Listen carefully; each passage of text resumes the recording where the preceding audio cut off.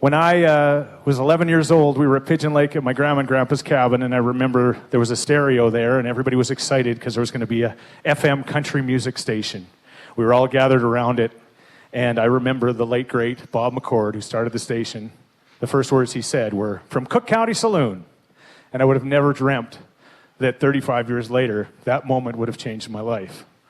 Barry Sparrow believed in me as much, if not more, as the people at the radio station did. He allowed me to come here and work when I was barely legal to be in the bar. And he taught me how to host events, how to introduce acts. So some of the greatest acts in country music have been on this stage. Keith Urban, George Strait, Toby Keith, Clay Walker, and so many great Canadian artists as well. But I had a chance to host nights here for years. And the money that I got from those nights, we weren't making anything between Karen and I, paid for diapers and baby food. So Barry, you're a mentor and you're a friend, and I thank you for all of your support over the years. Cook County is as responsible as Kissin' Country for who I've become. The last 6 weeks have not been easy for any of us. We're all scared to death. And how many times can you hear, Chris is going to be missed, you've got big shoes to fill, and what's going to happen? And these two just took that all in stride, and they just kept plowing on and made this about me and gave me this moment. And the reason they did that is because their moment is still to come. And I wish you guys all the best. And I do love you, and I consider you both kids of mine. One less annoying than the other. Thank you, Jack, for always agreeing with me. Thank you, Matt, for never agreeing with me. Family and friends. If you're a friend of mine, your family, I can't tell you how much support I've gotten over the years. It was like it's been a running joke. Everybody's related to Chris. And how many of you in this room have handed out stickers at the Big Valley Jamboree or wore the cash cow outfit or just supported the million things that I've been a part of? You've all been there. And you know who you are. And I thank you all for everything you've done. It would be impossible to do this without all of you. To my two moms, I've got two. Some don't even have one. Nydia's been a mom since I was 15. She helped raise me, and she has been unbelievable. And I take runs at her all the time, but I love her. And my mom, obviously the same thing. My mom and dad, when I told them halfway through grade 12 I was going to radio school, how ridiculous that must have sounded. But to their credit, they let it happen. I could have stayed on the farm. I should have stayed on the farm for my dad. But it was like, go, spread your wings. So I thank them very much for allowing me to be who I am. To my kids, the two newest additions, Renato and Leslie, I wish that you two would have been around for the whole run because it was incredible. But you'll be here for the second chapter. And you've been wonderful counselors for the last 6 weeks, and Bailey and Carter couldn't have made better decisions. Carter and Bailey, you're all that's ever mattered. Carter thinks that he's the only reason I've ever had any success. Just because of his silly little question that he did for 5 years that was the #1 listened to hour in radio for 5 straight years. What five-year-old comes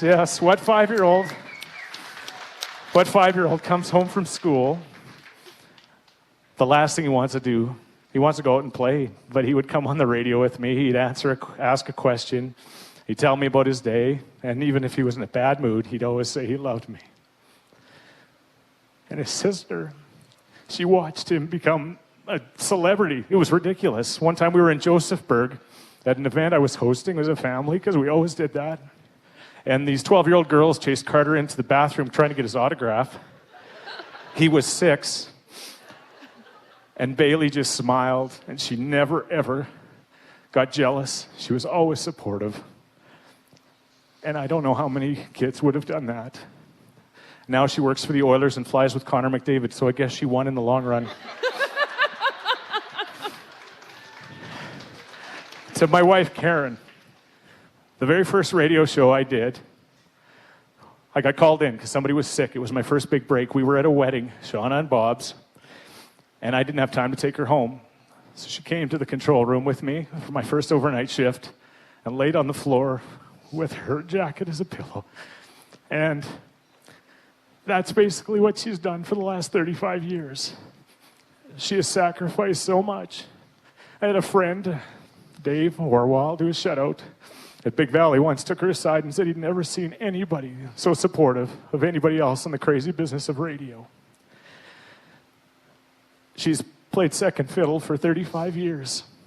And starting tomorrow, because I can't say today, she starts to become the priority she deserves to be. To the listeners of the radio station, for the last 6 weeks I've heard, I've always been there for you. The joke of that matter is you've always been there for me. When I was scratching and clawing, trying to get on the air, you supported me. When I started doing shifts, some even started petitions to get me better on air shifts. I lived in a tractor for the drought-stricken farmers, and you got me out of it. I thought I'd be in it till Christmas, and you raised a ton of money. I will never forget these 35 years, and don't mistake my tears by sadness, because this is an absolutely joyous, joyous moment for me. Thank you to the bosses that allowed this to happen, because this doesn't happen in radio, and this somehow happened for me today. How does this end?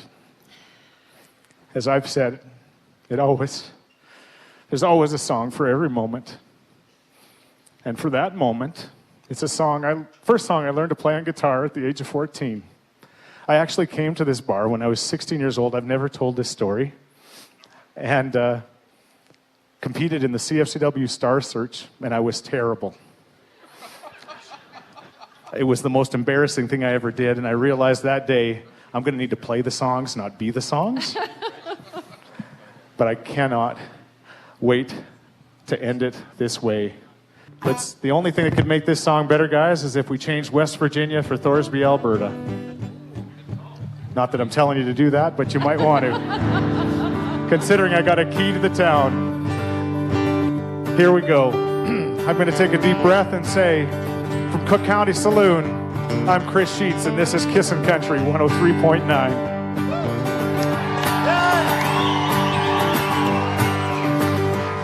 Here we go. Almost heaven, Thorsby, Alberta, Blue Ridge Mountain, Shenandoah River.